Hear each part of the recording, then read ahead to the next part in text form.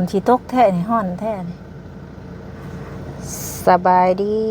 สบายดีพี่น้อง FC เบิร์ดสุขุสุคนพ่อกันคือเก่าเด้อกับสองสาวบุญมาเนาะพ่อกันมื้อนี้ก็ยังอยู่ห้องหมอนี่แหละพี่น้องอยู่สบุญออกมาข้างนอกทางโศกไซกับพ่อกับอ้ายอยู่ในสบุญก็เลยมานั่งอัดคลิปอยู่ด้านนอกเพราะว่าอยู่ด้านในนะมันคนหลายเนาะเด็กน้อยหลายแล้วก็มีแต่เสียงให้ก็เลยบ่สามารถที่สิอัดคลิปได้ทางโศกไซก็โอ้พี่น้องเอ้ยก็ยังบ่ไข้ปานใดแต่ว่าหมอใส่ยาให้ก็ตั้งแต่มาแต่ก็ยังบ่ได้ไข้ก็เห็นเพิ่นเล่นอยู่แต่ก็ยังบ่ดีคักปานใดก็ไข้น้อยๆนึงก็รอฟังเบิ่งอาการคือทางแพทย์ทางหมอเพิ่นบอกแล้วเพิ่นว่ารอฟังเบิ่งอาการก่อนว่าซั่นแต่มื้อนี้บ่ฮู้ว่าสิได้กลับหรือบ่ฟังเบิ่งทางหมอเพิ่นอนุญาตพุ่นแหละสบุญก็ได้เด็กน้อยไข้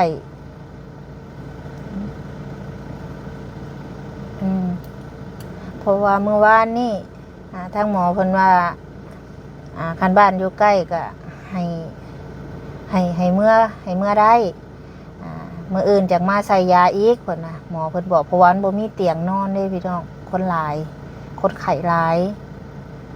พอดีทางลูกก็มันก็อาการดีขึ้นแน่เมื่อวานนี่หมอเพิ่นก็อนุญาตให้มื้อสบุญก็มื้อเมื่อคืนนี่มื้อนอนอยู่เฮือนแล้วพอดีประมาณ 2 โมงหรือ 3 โมงเช้าแหละบ่ายเบิ่งคิงลูกแล้วมันร้อนขึ้นมาอีก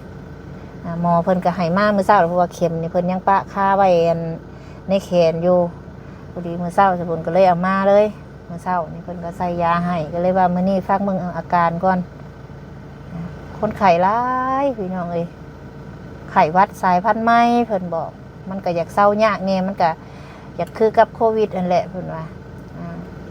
มีแต่เด็กน้อยเป็นผู้ใหญ่ก็เป็น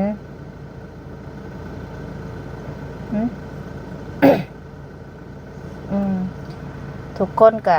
เจ็บเป็นคือกันมีแต่เป็นไข้เป็นนาบ่ได้มีแต่ลูกสบุญผู้เดียวดอกอยู่ในห้องหมอนี่จนบ่มีเตียงสินอนบ่จักเด็กน้อยบ่จักผู้ใหญ่เสียงไห้สนั่นอยู่เด็กน้อยก็ได้มีแต่คนเป็นหลีกเลี่ยงบ่ได้พี่น้องเอ้ยถามว่ามันเข้าภัยเลยมันบ่บอกได้ข่อยสิเข้าเฮือนเจ้าเด้อเฮาขังไว้มันบ่เข้าใครอยู่ทุกคนหลีกเลี่ยงบ่ได้การเจ็บเป็นบ่มีภัยอยากเป็นดอกมันเสียเงินคือเรื่องนี้ก็สบุญก็ออกมาอยู่นอกกันสิอัดอยู่ในก็โอ้บ่ได้พี่น้องเนาะที่สำคัญเนาะสบุญกับขอบคุณ FC ทุกคนที่เข้ามาให้กำลังใจสบุญขอบคุณหลายๆเด้อเนาะที่มาให้กำลังใจสบุญทั้งที่สบุญบ่ได้ออกนอกเพิ่นก็ยังมาให้กำลังใจเนาะขอบคุณทั้งแม่น้องคำสอนแล้วก็ทั้งIT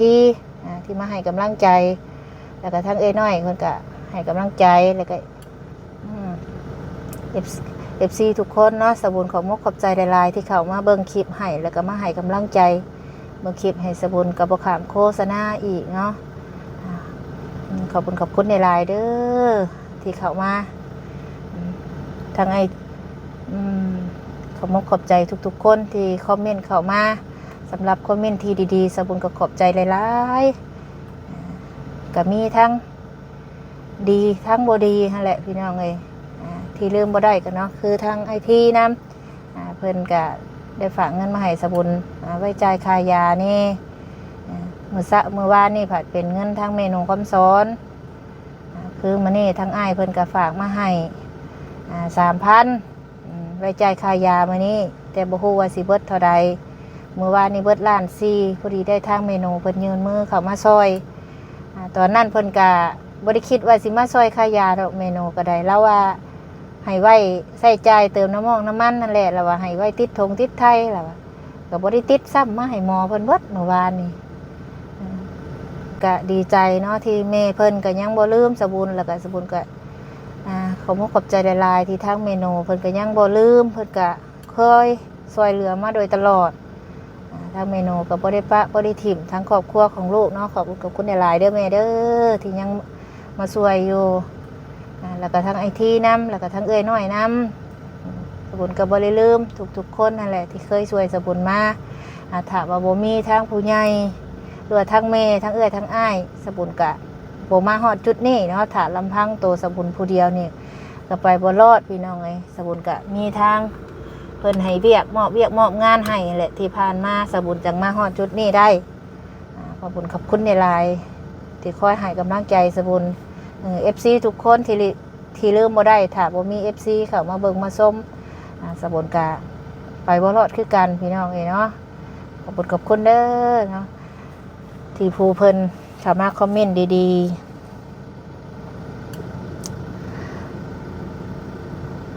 คอมเมนต์ที่ดีสบุญก็ซาบซึ้งน้ำใจทาง FC เฮาที่คอยให้กำลังใจสำหรับคอมเมนต์ที่บ่ดีเนาะสบุญก็ขออนุญาตทางFC ผู้ที่เพิ่นคอมเมนต์ดีแล้วก็ทั้งพ่อทั้งแม่ทั้งเอื้อยทั้งอ้ายเนาะมีอยู่FC คนหนึ่งพี่น้องเอ้ยที่ว่าเพิ่นมาเว้าหั่นแหละนี่พี่น้องคอมเมนต์นี่เนาะเพิ่นคอมเมนต์มาแบบว่าบ่ดีหั่นนะแบบว่าที่แรกนี่สบุญก็คิดว่าสิบ่ออกมาเว้าแล้วก็บ่เว้าหยังเกี่ยวกับคอมเมนต์ไผอยากคืออันนี้ถ้าว่าเพิ่นเว้าโตสบุญเองนี่สบุญก็สิเชื่ออยู่เพราะว่าสบุญก็ผ่านมาหลายเติบแล้วอันนี้ก่อนสิมาฮอดจุดนี้สบุญก็ผ่านมาหลายสำหรับคอมเมนต์เกี่ยวกับด้านลบสบุญก็ถือว่าเฮาอยู่ในโลกโซเชียลเฮาห้ามความคิดเพิ่นบ่ได้ถ้าไผสิด่าก็ให้ด่าสบุญนี่สบุญก็บ่ว่าหยังถ้าว่ามันนักเกินไปสบุญค่อยออกมาเว้าอยากด่าก็ด่าคันด่าแล้วมีความสุขนะแต่อันนี้เนาะทั้งที่สบุญนี่มาห้องหมอความเจ็บเป็นเอ็นอุ่นมันเกิดขึ้นกับทุกคนสบุญเอาลูกมาห้องหมอเพิ่นก็ควรสิให้กำลังใจถ้าว่าเพิ่นเป็นผู้ใหญ่พ่อนะนี่ผู้นี้แหละพี่น้องเพิ่นก็เป็นคนจบดีหน้าตาจบดีเพิ่นก็เป็นผู้หญิงเพศแม่คือกันเพิ่นก็คือสิมีลูกคือกันถามแน่ว่าไผบ่มีลูกบ่เจ็บบ่ไข้นะหรือว่าเพิ่นนี่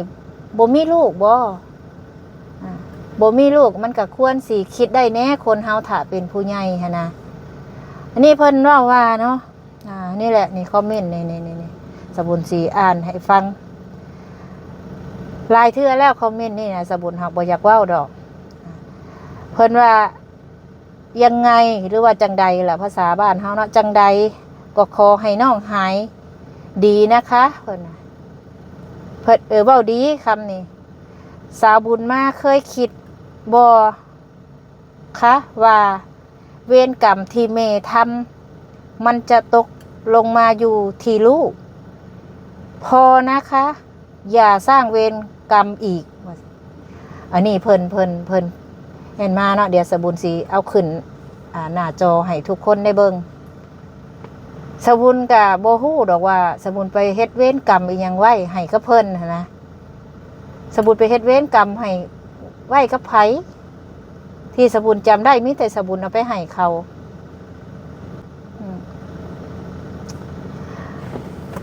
แต่อันนี้เนาะถ้าว่าสบุญสร้างเวรสร้างกรรมก็ควรสิเว้าแต่สบุญอันนี้มาเว้าถึงเด็กน้อยทั้งที่เขาบ่ฮู้หยังความเจ็บเป็นนี่ถ้าว่าลูกเจ้าเจ็บเป็นเด้คือว่าคำเว้าคำนี้น่ะ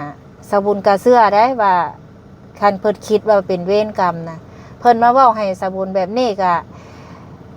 คำเว้าคำนี้น่ะมันอาจสิย้อนกลับไปหาเพิ่นก็ได้เพิ่นก็เป็นแม่คนคือกันอันนี้สบุญบ่ได้ว่า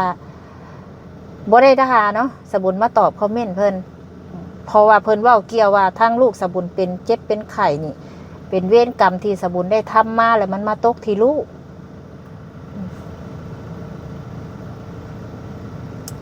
เล็กน้อยที่ไข่ในห้องหมอเป็น10เป็น20คนตอนนี้นี่นอนเฮียงกันกับลูกสบุญนี่พ่อแม่เขาสร้างเวรสร้างกรรมมาบ่เพิ่นจังมาเว้าแนวนี้นะก็คันสิเว้าหยังก็ควรคิดแน่ใหญ่กันแล้วทุกคนน่ะลูกไผก็ฮักก็แพงเนาะถ้าเจ็บเป็นก็ต้องมาหาหมอทุกคนสบุญเสื้อได้บ่มีไผมีบุญเต็มโตหรอกมันก็ต้องมีบาปมีกรรมทุกคนบ ว่ามันสิมีหน่อยหรือมีหลายคือเพิ่นเว้านี่แหละว่าเวรกรรมอะเวรกรรมที่เพิ่นมาเว้าให้สบุญกะเชื่อคือกันบางครั้งมันอาจสิย้อนไปหาเพิ่นเวลาเฮาเจ็บไข้เฮาก็ต้องมาหาหมอซั่นเพิ่นสิเฮ็ดห้องหมอไว้เฮ็ดหยังเพิ่นก็เฮ็ดไว้เพื่อคนไข้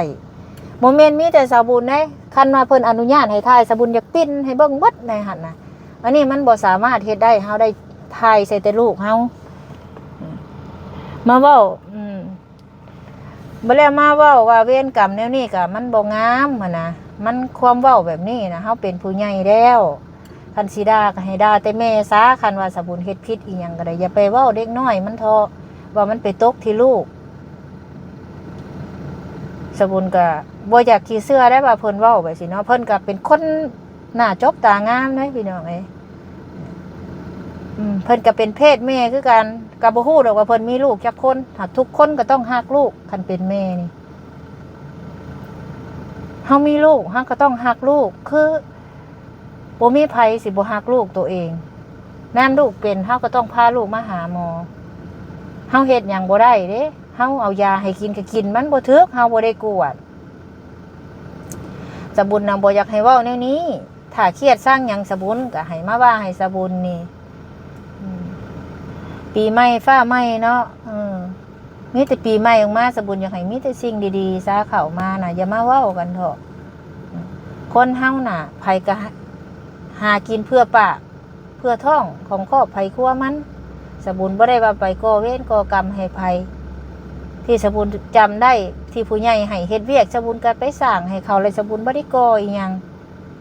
ได้สิมาว่าให้สบุญแน่นั่นแน่นี่บ่ได้เฮาก็อยู่ในครอบครัวของเฮาก็พอแห้งแล้วภาระในครอบครัวของเฮาเองนี่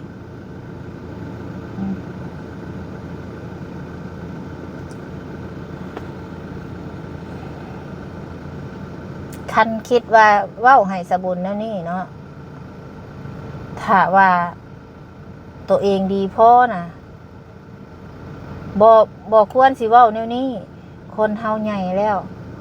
ให้ไปคิดเบิ่งคักๆเด้อที่สบุญเว้าออกไปว่าสบุญเว้าผิดหรือเว้าถูกถ้าว่าสบุญเว้าผิดสบุญก็ขอโทษขออภัยทุกคนถ้าว่าสบุญผิดเว้าถูกก็คอมเมนต์ให้กำลังใจสบุญแน่สบุญขอโทษ FC ที่เพิ่นหวังดีก็สบุญแล้วก็พ่อแม่เอื้อยอ้ายสำหรับสบุญก็ให้เกียรติคนที่เพิ่นให้เกียรติเฮาคนที่เพิ่นบ่ให้เกียรติเฮาซื่อสัตย์ต่อเวียกต่องานเอื้อยอ้ายหรือว่าแม่เพิ่นก็บ่ไว้ใจสบุญปานนี้เพิ่นก็มอบเวียกมอบงานให้สบุญถึงผู้ใหญ่สบุญสิบ่หลายสบุญมีผู้ใหญ่หน่อยเพราะช่องของสบุญก็ยังบ่หลายคนติดตามสบุญก็เชื่อว่าที่สบุญผู้ใหญ่ที่มอบเวียกให้สบุญนี่สบุญฮักเพิ่นเพราะอย่างฮักซ้ำคิดว่าคือเมนูคำสอนนี่สบุญขอซื้อเพิ่นเลยเพิ่นอยู่นั้นสบุญมา2 ปีเพิ่นดูแลครอบครัวสบุญมาโดยตลอดสบุญก็ฮักเพิ่นคือแม่เพราะว่าสบุญกับพ่อแม่บ่มีสบุญก็อยู่กับครอบครัวสบุญก็ฮักเพิ่นคือแม่มื้อนี้คืออ้ายคือเอื้อยเพิ่นก็อยู่กับสบุญมา2 ปีคือกันเอื้อยอ้ายไอ้ที่เอื้อยน้อยนี่ไอ้งวนนี่เพิ่นอยู่นำสบุญมา2 ปีคือกันตั้งแต่สบุญเฮ็ดเฮือนน้องไอเดียจนมาฮอดปัจจุบันนี่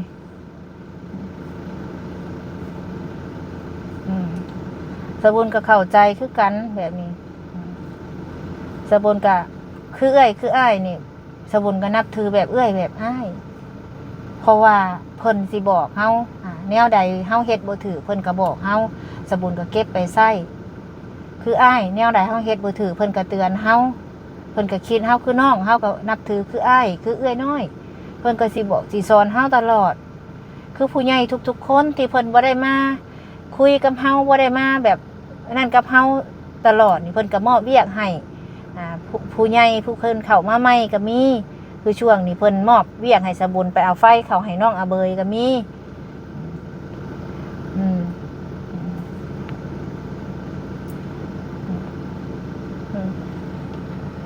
แต่สบุญก็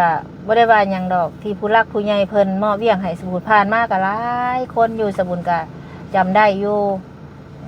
คือผู้เพิ่นอยู่น้ำเฮาทุกมื้อนี่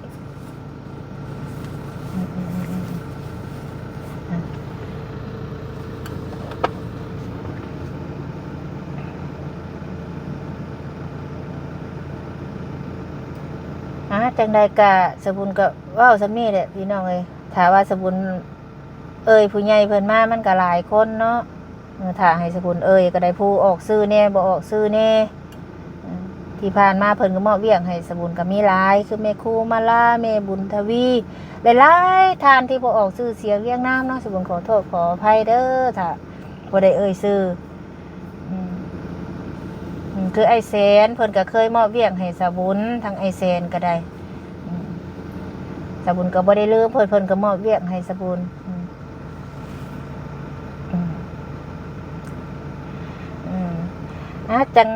จังใดสบุญก็คือผู้เพิ่นมาคอมเมนต์นี่สบุญก็บ่ได้เครียดบ่ได้สั่งเด้อเนาะที่เพิ่นเว้านี่ก็เพิ่นก็อาจสิอยากตักเตือนสบุญแน่แล้วก็แบบทุกคนมันก็มีการดราม่านี่แหละแต่ว่าสบุญก็อยากเว้าซ้ำนี่แหละพี่น้องเอ้ยถ้าเพิ่นบ่เว้าเกี่ยวกับลูกสบุญบ่เว้าดอกก็สิปล่อยผ่านๆไปอยู่นี่สบุญอยากอธิบายว่าการเจ็บเป็นมันเกิดขึ้นกับทุกคนไปเว้าซ้ำนี่แหละพี่น้องเอ้ยถ้าพูดแหละให้โชคชัยออกไปก่อนดีขึ้นก่อนสบุญก็จังสิไปหาเวียกงานเอาฟืนเอาไฟเข้าให้ทั้งน้องอาเบยสบุญก็ยังมีเวียกอยู่พูดแหละเข้าไปทั้งพูดแหละก็มีทางFC เพิ่นแนะนำอยากให้ไปยังเคสที่ว่าเขาคายเขายังนั่นแหละเดี๋ยวสบุญก็สิพยายามเข้าไปอยู่ขอบใจที่บอกสบุญเด้อเนาะพี่น้องเอ้ยมื้อนี้ก็สบุญมานั่งอัดคลิปอยู่พี่เดี๋ยวสิขอตัวจบคลิปก่อนก็ไปลายให้ยาวได้เนาะจังใดถ้าว่าผิดพลาดประการใดก็ขอโทษขออภัยทุกคนเด้อเนาะแล้วก็ขอบคุณทุกคนที่เข้ามาเบิ่งมาชมและคอยติดตามให้กำลังใจแล้วก็เบิ่งคลิปบ่ข้ามโฆษณาถ้าว่าสมบูรณ์ว่าผิดพลาดประการใดก็ขอโทษหลายๆเด้อเนาะสำหรับคลิปนี้ขอตัวอำลาพระจากไปก่อนพี่น้องพ่อกันคลิปหน้าสำบายดี